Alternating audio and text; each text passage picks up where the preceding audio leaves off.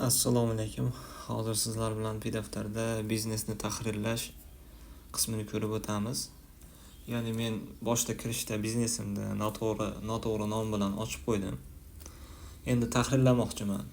Nima qilaman? Tepada men supermarket 2 deb ochib qo'yganman. Shuni ustiga bosaman. Xo'p, ma'lumotlari va sozlamalari ochiladi biznesimni. Va o'rtada rasm yuklash turibdi. Uni o'ng tomonida tepada qalamcha turibdi. Uni ezganimda biznesimni tahrirlashga oyna ochiladi.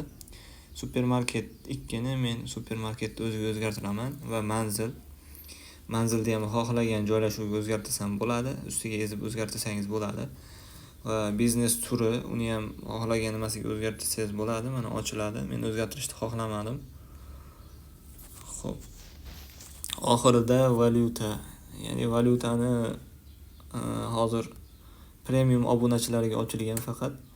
Menda premium obuna yo'q. Shuning uchun o'zgartirmadim. Biznesni yangilashni bosdim. Muvaffaqiyatli yangilandi. Supermarketga yangilandi.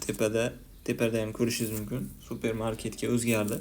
Endi SMSlarda ham supermarket bo'lib ketadi. Supermarket 2 emas.